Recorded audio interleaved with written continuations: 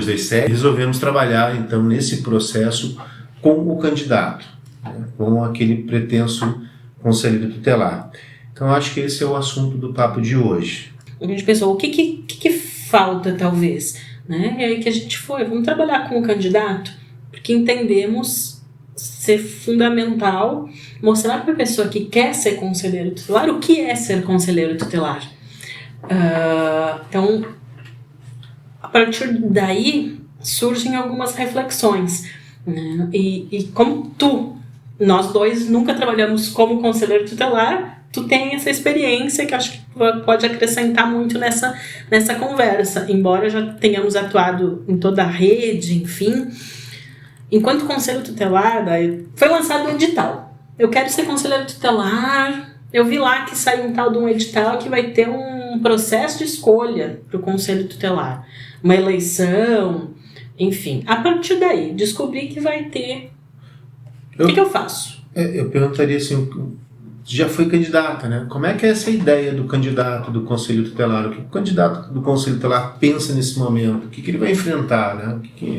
Então, ser conselheiro tutelar ou não ser? Essa é a questão. É isso, assim, porque o edital, ele é diferente de um processo de edital de concurso público, né? Então, você precisa, sim, entender bem, ler bem o edital, o que está pedindo. Ele pede documentação que dificilmente outros editais vão pedir, né, com relação à experiência, conhecimento com criança e adolescente, idoneidade. Isso, ele vai pedir vários documentos em que você vai ter que provar a sua sociabilidade com o tema, né, e integridade pessoal até mesmo. A pessoa precisa estar apta a trabalhar com violência. O Conselho Tutelar não atende outra situação que não a violação de direito. Então, não existe nenhuma outra demanda no Conselho Tutelar que não a violação de direito. Então, precisa estar muito claro isso para o candidato, se ele tem interesse de trabalhar com violação de direito. Aí a gente entra num ponto fundamental. Em que o conselheiro tutelar tem que pautar a sua prática? É isso. Aliás, não só o conselho tutelar. Qualquer ator do sistema de garantias de direito, ele tem que responder a algo que chama Estatuto da Criança e do Adolescente. Sim. E aí eu acho que quando a gente fala, quero ser candidato ao conselho tutelar, o que eu tenho que saber? Eu tenho que saber que, apesar de talvez algum valor moral que eu tenha, né, algum valor pessoal, a minha atuação vai ter que ser com base naquela lei. Como é que é isso do conselheiro candidato? Mas daí, será que o candidato tem essa noção da tamanha responsabilidade? Muitas vezes não. E muitas vezes não por não saber qual é o papel do conselho tutelar realmente. De achar, por ele ser um órgão que ele não é da prefeitura, não é do judiciário, não é polícia, é um órgão da sociedade civil, né? Seria, né? Foi eleito pela comunidade, então meu vizinho votou em mim, né? Se ele bater na criança ou gerar alguma violência, será que eu vou ter que questionar a idoneidade moral dele, né? Desse vizinho que votou em mim? E é aí que está a questão do conselheiro tutelar.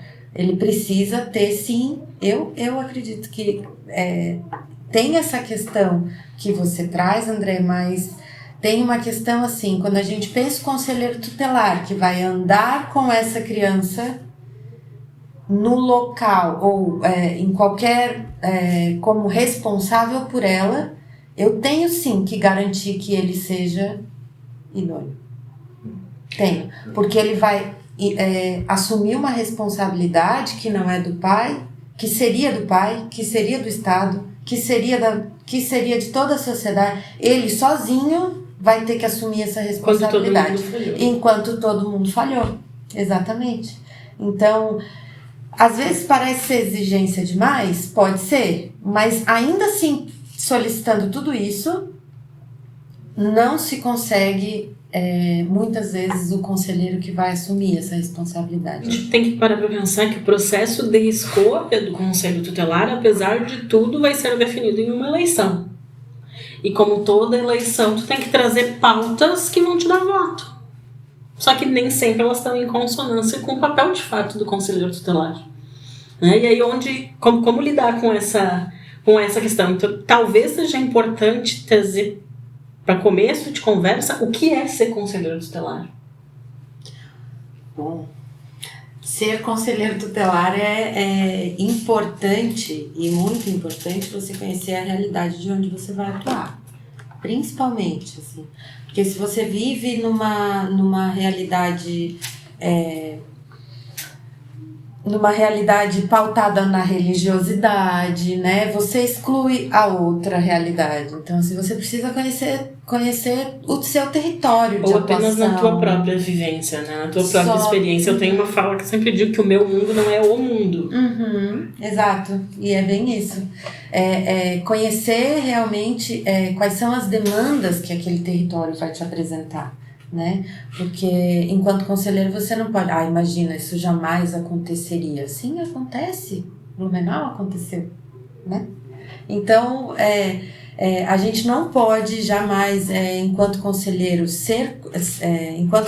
chegar com alguma barreira, não existe barreira, né? E estar aberto para receber a comunidade, estar aberto para receber as demandas dessa comunidade. E o que é ser conselheiro é você falar por essa criança. Então, você vai buscar o atendimento médico por essa criança, você vai questionar os pais por essa criança, você vai responsabilizar os pais por essa criança. Então, assim, você tá ali, é como se fosse, eu tenho um colega que falava que ele é como se fosse o PROCON, né? As pessoas vão lá e vão informar, olha, isso não tá funcionando, isso daqui tá errado, isso daqui tá cobrando demais e tal. E eu, enquanto instituição, vou lá cobrar, mas ali no papel de conselheiro, você é a criança falando, eu estou sendo violado. A criança, eu sempre falava isso numa situação de Disque 100 que me questionavam, né? Mas quem fez a denúncia? Não importa, criança não pede ajuda muitas vezes. E que bom que fizeram. Criança não vai ligar, né? Um bebê não vai ligar para um Disque 100. Então, que bom. É por isso que eu tô aqui. Eu tô porque, independente da situação, a gente vai verificar se tem ou não tem alguma violação. Eu tô ali por ela. Essa é a única... é o que o conselheiro tem que pensar enquanto conselheiro tutelar. E não descumprir o artigo 136 do Estatuto da Criança e do Adolescente, né? As atribuições do conselho, daí ele vai ter as suas, mas é representar a criança sempre. Essa é muito boa a tua fala, porque eu tenho essa visão muito minha, a Bianca deve ter também, e tu traz a visão do conselheiro, até mesmo como esse conselheiro vai lidar com uma sociedade, com aquela comunidade ali.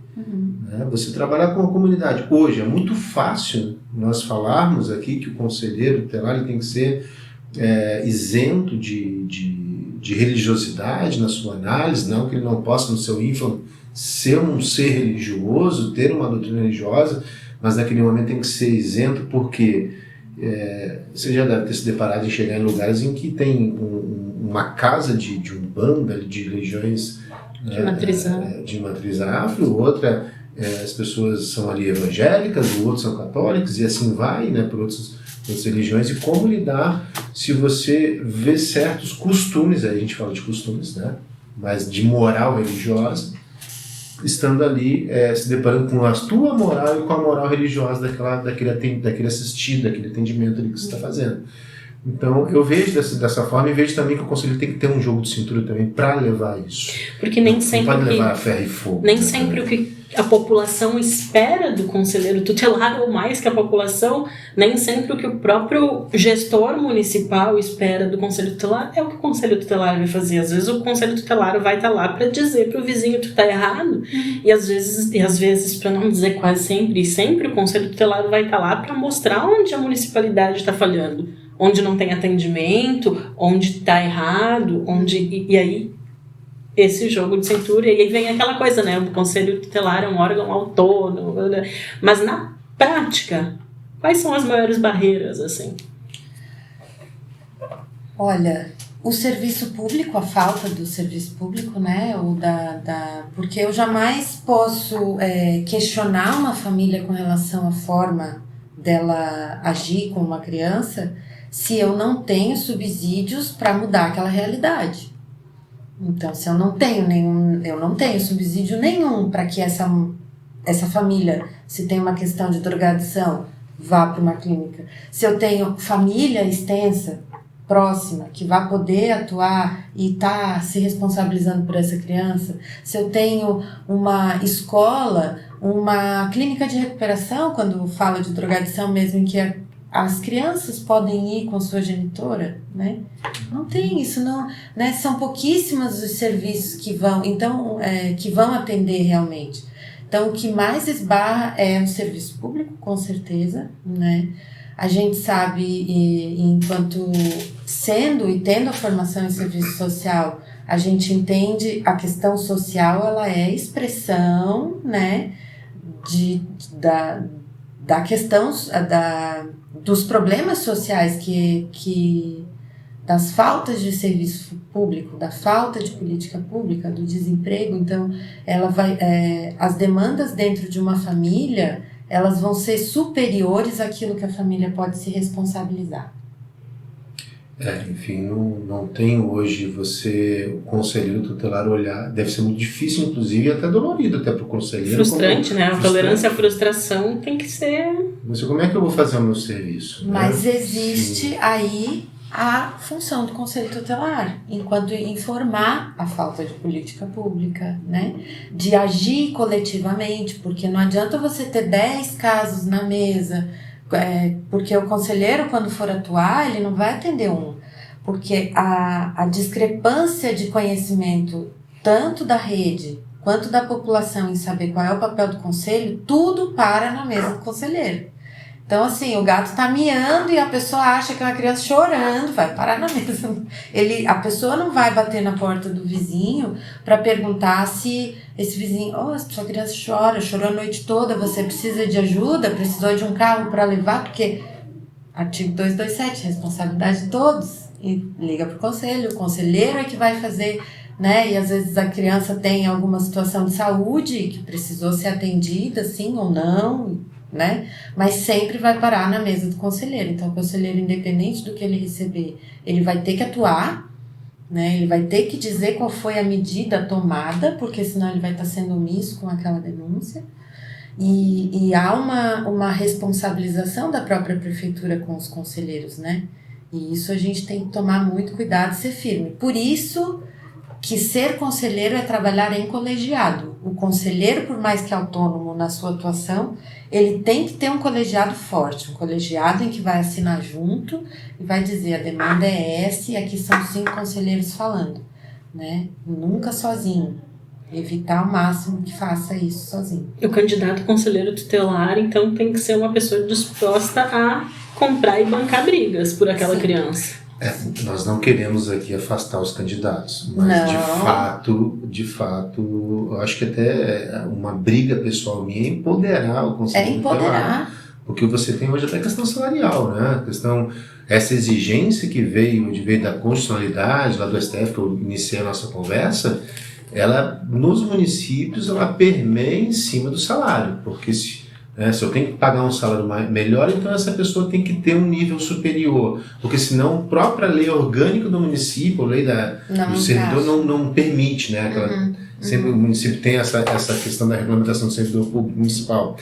E aí eu fico pensando assim, poxa, questões de conhecimento, porque você tem hoje uma exigência de curso superior, que em tese não é uma repercussão geral em todos os municípios, é apenas naquele município de São Paulo que foi discutido no STF, mas em breve chegarão ações e terá uma repercussão geral. Então quer dizer... E a grande maioria dos municípios tem essa exigência. Tem. E aí você tem essa exigência justamente por isso. É uma dicotomia, porque você tem essa exigência para aumentar o salário e não poder baixar pelo ensino médio. Mas ninguém analisa essa situação que você acabou de trazer para nós, porque o Conselho Tutelar ele tem que tomar uma decisão enquanto colegiado. As suas falas são falas corretas, enquanto colegiado, para ter força e ter, digamos, um respaldo ali, não é apenas um ficar desamparado, porque embora seja autônomo, né, ele vai responder, como colegiado, irá responder um PAD ali na prefeitura, como qualquer outro servidor,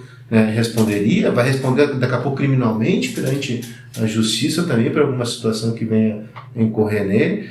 E aí que está aí, o gestor público, se está escutando isso hoje, né, esse vídeo que está sendo gravado aqui, tem que entender que não é questão, se tem alguma definição municipal, tem que ser essa definição voltada à especialidade que está na investidura do cargo do Conselho Tutelar. Ficou-se, durante muitos anos, o que acontece, né? O Estatuto vai fazer 33 anos esse ano, né? Mas durante muitos anos o Conselho Tutelar ele foi só encaixado na prefeitura. Encaixa aí o conselho, coloca lá uma salinha e deixa. E esses conselheiros foram ganhando força em todo o Brasil. E foram. E hoje cada município tem a sua legislação específica, né, que deveria ter um teto nacional já regulamentado, porque são 33 anos. Né? Não é algo novo dentro dos municípios. Não precisaria ter um código de ética já estabelecido para que as relações entre os conselheiros, entre CMDCA e conselho, porque existe a questão de hierarquia, né, em que não deveria existir, pelo Conselho Tutelar ser um órgão autônomo, mas tem, porque quem paga é a prefeitura, né? Quem fiscaliza é o CMDCA. Então tem uma hierarquia aí. E tem que ter um código de ética para proteger não só a criança e o adolescente, que é o bem maior, mas muito mais, e muito também os conselheiros, porque eles atuam na sua autonomia e depois sofrem um processo administrativo, né, por terem atuado.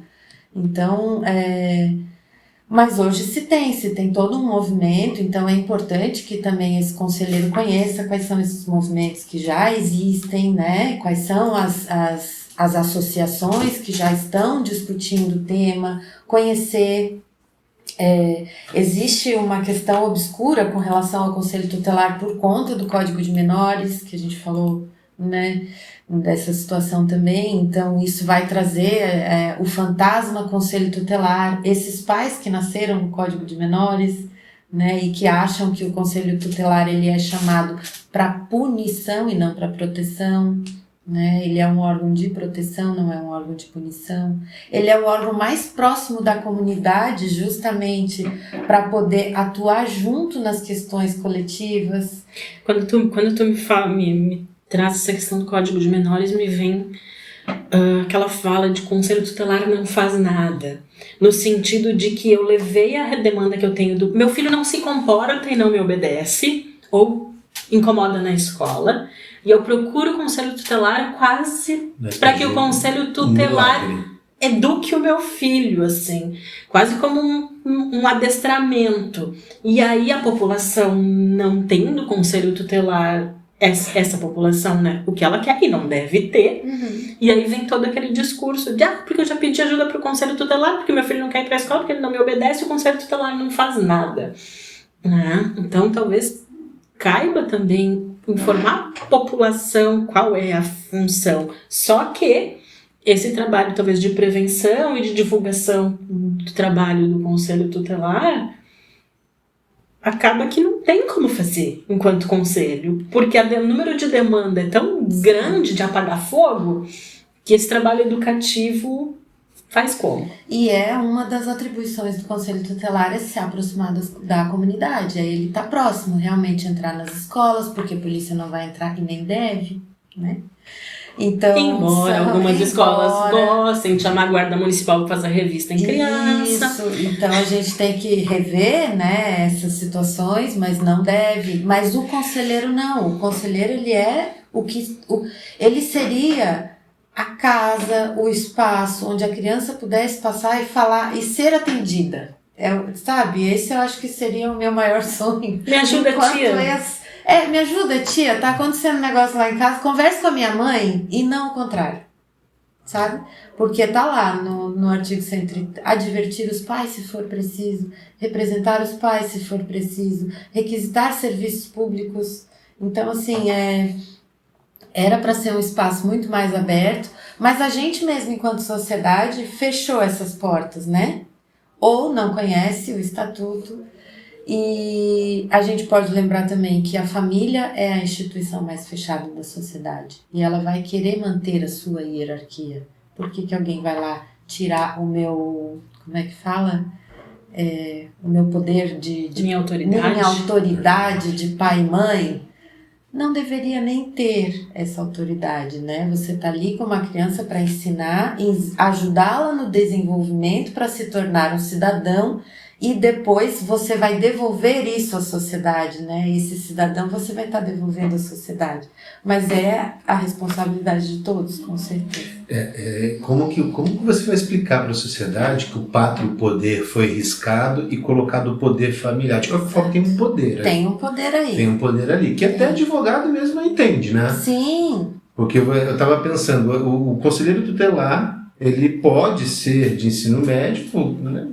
Ensino médio já diz no próprio nome, né? Passou do fundamental para o ensino médio, não precisa ser superior, mas o que ele tem que ter também é a noção muito das leis também.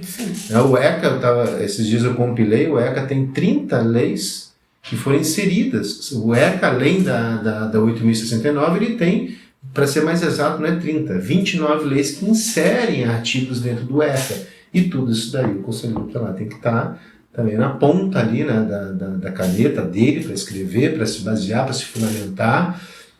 A formação continuada dos conselheiros, isso tem que ser constantemente, porque precisa sim se falar de temas específicos da atuação do conselho tutelar, não só das atribuições, né, mas ele precisa ter esse respaldo do CMDCA.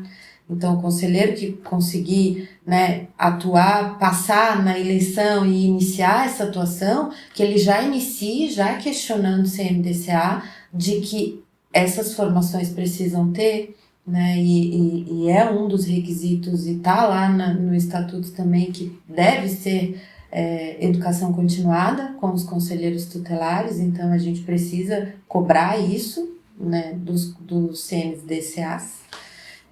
E se não o fizer, que cobre do CONANDA, mas saber onde a gente, né, com o que eu trabalho e principalmente para quem eu trabalho, né? E aí vem o conhecimento, o conhecimento fundamental e necessário de com quem vai se trabalhar.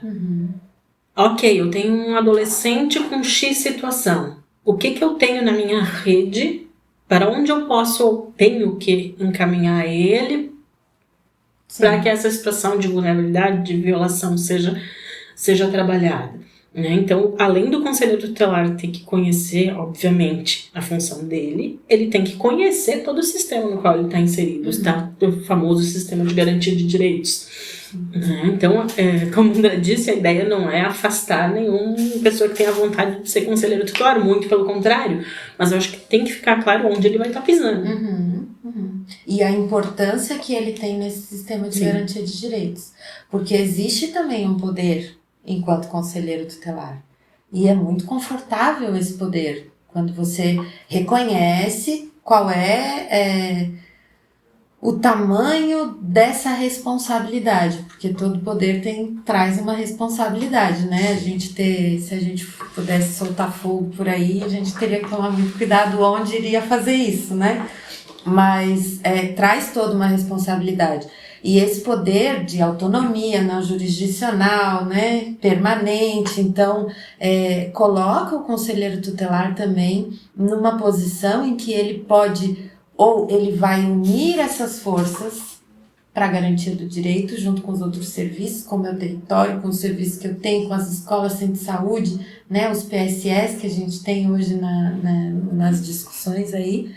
E ou eu vou unir ou eu vou afastar. E aí eu posso afastar por conta da minha questão moral, eu posso afastar por conta de um atendimento mal resolvido, eu posso afastar por falta de conhecimento. E quando a gente afasta a rede, a gente afasta ainda mais a proteção dessa criança e desse adolescente. Bem, você falou do CMDCA, né, de promover a capacitação continuada. Eu estava pensando aqui comigo, né? Na realidade, a própria prefeitura já deveria, né, prever. Hoje a prática é essa, né? Hoje o CMDCA está lá, às vezes, buscando uma capacitação, não só para o Conselho Tutelar, mas para a rede inteira, né? E hoje o quanto que a responsabilidade, né, diretamente é do executivo. É ele que deveria promover, colocar o carro ali do Conselho Tutelar em dia, um motorista, colocar o computador, né, decente, acesso à internet, capacitação continuada não só para o Conselho Tutelar, e acabamos então ficando também na mão do CMDCA, que é um conselho que também tem as suas fissuras ali, né? Afinal de contas, de 2 em 2 anos, de 3 em 3 anos, não sei, dependendo do conselho, né? Mas você tem ali uma mudança ali de mandatos e muito ainda em cima do mandato governamental que está naquela prefeitura. Mas se o Conselho Tutelar ele é um Conselho Tutelar atuante naquela região, ele consegue fazer com que o CMDCA trabalhe junto com ele. E caminhe junto. Porque nessas mudanças, quem que a gente vai indicar? Bom, a gente tem a diretora da escola tal. Ela é muito atuante, ela tá lá, trabalha junto aqui com a gente. Quem mais? Coordenação do posto de saúde. Quem mais que a gente pode trazer? Né? Mas esse fortalecimento não vai partir desse conselheiro sozinho, né? Ele precisa ter essa relação com a rede e ela é fundamental. E uma pressão da sociedade também, que deve estar junto com esse conselheiro, ao ponto do conselheiro chamar a comunidade para ir numa plenária de CMDCA. Né? Sim. Porque não adianta eu ter um colega do meu filho na sala de aula que fica 2 semanas em ir para a escola vê isso, fazer o apoio e o conselheiro tutelar não ter um sistema de computador para acessar um sistema de informação para poder alimentar esses dados, por exemplo. Né? Então vai desde questões estruturais, que talvez uma pressão social e o próprio empoderamento do conselheiro no sentido do que cabe, do poder mesmo que ele tem de cobrar essas coisas, porque por que a gente tem municípios que pagam um salário mínimo e por que a gente tem município que paga 7 mil reais para um conselheiro para a mesma função, né? E quando tu traz essas questões de regulamentação nacional, que são importantes, por que a gente tem município, acho que talvez isso caiba a título de informação, que tem um conselho e outro município que tem 5 conselhos? Né? Talvez explicar um pouquinho assim sobre isso. Então, como é que o CONANDA, quando ele traz a resolução, é a cada 100 mil habitantes, agora eu não vou lembrar qual delas que tá, cada 100 mil. Né? Você traz mas agora mudou, o CONANDA mudou, antes era tipo assim, poderá ter um conselho a cada 100 mil, agora não é opcional, mas a cada 100 mil habitantes, mas existem, claro, cidades que têm 2, 3 mil habitantes e precisa o quê? Unir essas regiões e aí faça um conselho para vários municípios pequenos. Assim, regiões que têm menos habitantes. Menos habitantes. Um município tem 5 mil, o outro tem 20 mil, o outro tem... Isso. Aqui bem próximo de Florianópolis, a gente tem um exemplo do Conselho Tutelar de Imbituba, que vai atender Imaruí, que vai atender outros municípios menores para poder se ter esse colegiado, mas não deixar de atender jamais, né? Sim. Então ele vai ter que se responsabilizar, e esses municípios. Mas por que a cada 100 mil habitantes, um conselho, 5 conselheiros e a estrutura já definida no estatuto? Que daí é motorista, administrativo, a pessoa da recepção e uma pessoa que vai cuidar da organização dentro do conselho. E com relação a por que se tem 1 ou 2, micro-regiões e regiões, né? E aí cada conselho, tipo São Paulo pode ter 13 ou 14, São Paulo capital, conselhos. Pensa um colegiado ampliado, né? Que é quando se une todos esses conselheiros para discutir questões de coletividade, assim, né? Questão de escolas ou construção de escolas, saúde, educação, e aí são vários temas. Eles podem se dividir entre comissões para fazer essas discussões, né? E aí cada um de cada sede assume a sua comissão. Conforme a legislação, são 5 conselheiros em cada sede, mas precisa-se dos suplentes. Então, quem vê o edital hoje e vai ver, Florianópolis tem 4 sedes hoje. Apesar de mais de 550 mil habitantes. Exato, que já tem a luta desses conselheiros, né, para que se tenha a 5ª sede. Florianópolis já está na verdade, numa ação civil pública para que se tenha essa 5ª sede. Na verdade, deveria ter mais já dias, era para estar lutando para o 6º. Era para estar já discutindo o 6º e não o 5º. O 5º já era para estar em lei sendo efetivado. Mas o edital de Florianópolis tem um erro, porque se já se pensa daqui 4 anos ter a 5ª sede, o edital desse ano era para ter 25 vagas. Já efetivando esses 5 conselheiros da 5ª sede, porque ela pode sair daqui 6 meses, daqui 1 ano, mas esses 5 têm que estar disponíveis para estar atuando. Mas o que acontece? Temos hoje as 4 sedes, temos os 20 conselheiros, mas questão de saúde, férias e os afastamentos, a gente precisa dos suplentes. Então, não deixar de fazer o edital porque posso ser suplente. Não. Faça o edital, faça a eleição. Participe. Se tem o interesse, independente se é 20 vagas, hoje Florianópolis deveria ter no mínimo 35 conselheiros atuando. Com a quantidade de conselheiros férias, e questões de saúde mesmo. Também, afastamentos e tudo. Então, deveria ter hoje Florianópolis 35 conselheiros, pelo menos, que tivessem já passado no edital. E a gente não tem essa quantidade. Então, vai faltar. E aí, faltando, o que acontece? Demanda aumenta, né? Então, são inúmeras situações. Que já é uma sobrecarga. Era para ter o caso chegar e a gente conseguir atender de forma bem leve, assim, mas não é o que acontece em nenhum conselho tutelar. Nenhum. Beleza.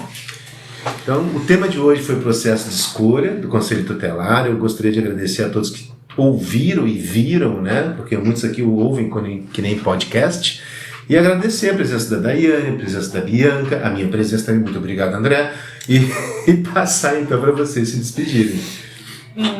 Então, mais uma vez, obrigado. Bem-vindos de volta ao canal. De volta. Né? A gente agora pretende não abandoná-los e trazer temas sempre relevantes. Então, acho que é importante que vocês, nos comentários aí, coloquem temas que vocês querem que a gente trate dentro dessa lógica toda de defesa da criança e do adolescente, e curte, compartilha, aquela coisa toda de YouTube.